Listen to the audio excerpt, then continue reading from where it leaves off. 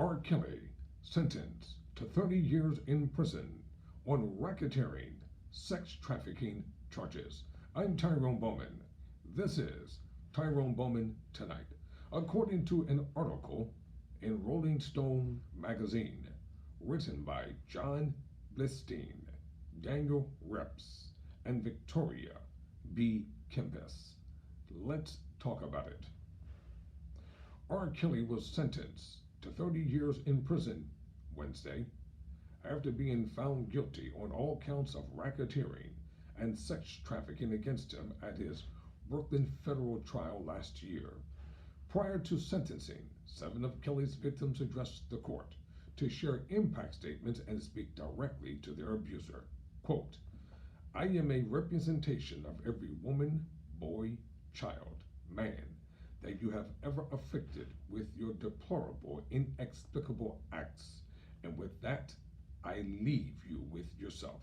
Robert Sylvester Kelly, Angelina, who also testified during the trials, said to Kelly, quote, "You used your fame and power to groom and coach underage boys and girls for your own sexual gratification."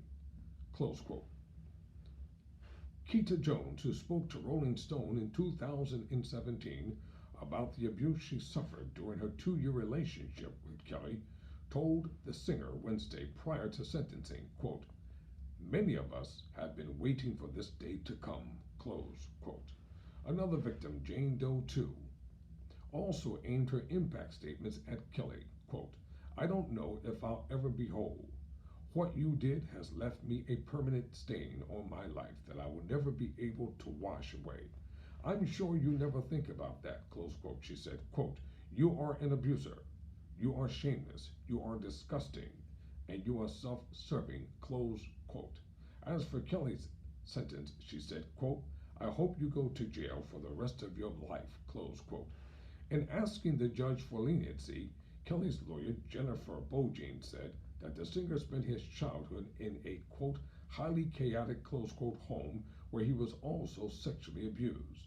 The defense lawyer also hailed Kelly as a musical genius. Mr. Kelly rejects that he's this monster, Bowman said. However, Kelly declined to make a statement in his own defense, citing pending litigation. When asked by the judge to confirm he didn't want to make a statement, Kelly said, "Yes, Your Honor, that is my wish."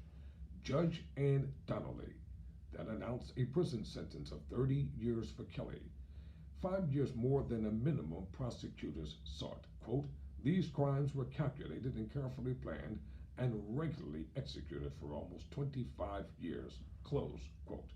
Donnelly told the defendant, quote, "You taught them that love is enslavement and violence," close quote. Quote, "With the aid of his fame, his money, and most importantly, his inner circle, R. Kelly preyed upon children and young women for his own sexual gratification for decades," close quote.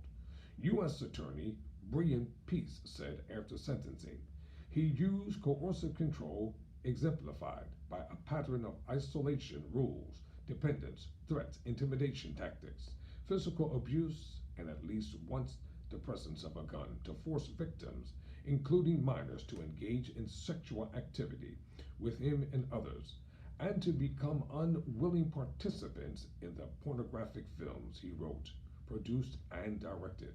Peace added, he continued committing his crimes for almost 30 years and avoided punishment until today.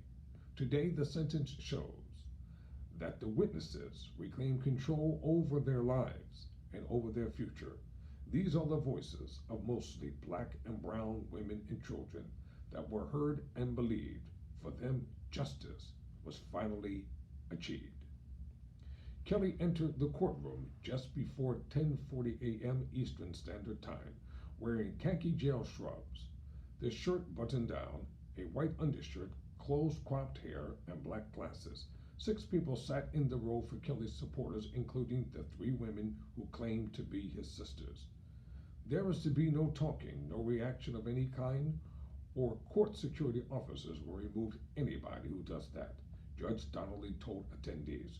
Gloria Allred, the lawyer representing multiple Kelly survivors, was seated on the left side of the courtroom. As the survivors entered the courtroom, almost all hugged Alfred one by one. Kelly's conviction carried a minimum of 10 years in prison, but also the potential of life behind bars. In a memo earlier this month, prosecutors said the disgraced singer deserved at least a 25-year sentence, if not more, for the decades he spent sexually abusing and exploiting women and underage girls. Kelly's lawyer Bowman had pushed back, saying a sentence of under 14 years was appropriate. Obviously, he's devastated. 30 years in prison is like a life sentence for him, Bowman told the media after sentencing. He has regret and he's sad. Nobody wants to hear what he's heard today. He's a human being. He feels when other people are feeling, but that doesn't mean that he can accept responsibility in the way that the government would like him to. In the other way people would like him to, because he disagrees with the characterizations that have been made against him. The guilty verdict handed down against Kelly last year marked a long-awaited and for many overdue stroke of justice against a world-renowned singer who'd been accused of sexual misconduct for decades. In 1994, he illegally married the singer Aaliyah when she was 15 and he was 27. It was annulled by a few months later, and in 2002 he was indicted on child pornography, but the ensuing trial ended in a not guilty verdict on all 14 counts. Kelly's career continued apace after his acquittal, but reports containing allegations against him began to surface again in the late 2010s. Following the blockbuster 2019 docuseries Surviving R. Kelly, prosecutors in both the North District of Illinois and the Eastern District of New York indicted Kelly on a variety of charges. In total, Kelly was charged with and found guilty of 9 counts in the New York federal case. The trial lasted 6 weeks, but the jury deliberated for just 9 hours before handing down their verdict. With the one racketeering charge, prosecutors were able to establish that Kelly led a criminal enterprise that preyed on women and underage girls for sex. The 8 other charges against Kelly were violations of the Mann Act, which prohibits sexual trafficking across state lines. These charges were key to the prosecutors in ensuring Kelly and his associates were held responsible for coordinating the sexual abuse of minors. The trial also marked the first time prosecutors were able to introduce criminal charges against Kelly in connection to his illegal marriage to Aaliyah. Though the federal indictment was centered around accusations levied from 6 women, 3 of whom said they were underage when Kelly began having sex with them. Kelly's trial featured testimony from 11 accusers and more than 40 witnesses. In wrapping the Fields case, Assistant U.S. Attorney Elizabeth Geeds argued that Kelly used lies, manipulation, threats, and physical abuse to dominate his victims, and accused Kelly of grooming girls and boys for sexual activity despite the fact that they were too young to consent. Geeds also detailed the extensive enterprise Kelly cultivated to help him carry out his crimes in myriad ways, distributing his phone number to underage women at concerts, driving women to appointments with Kelly, keeping them under surveillance, and even bribing a government employee to make a fake ID for Aaliyah when she was underage. Kelly denied all the accusations against him and filed an appeal against his conviction earlier this year. Though Kelly's New York trial was now officially wrapped with his sentencing, he will still face charges against him in Chicago. There, Kelly is facing 13 charges of child pornography, enticing a minor into illegal sexual activity, and a conspiracy to obstruct justice. The latter charge tied to Kelly's previous child pornography trial.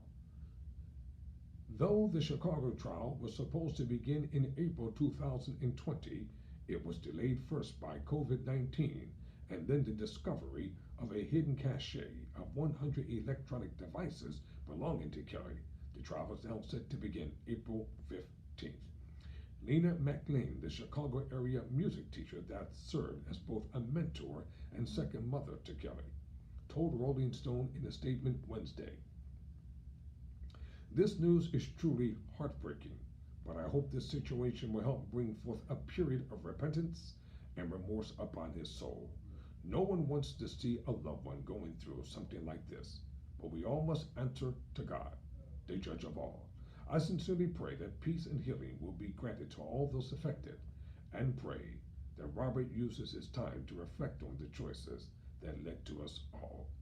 Never surrender, never quit.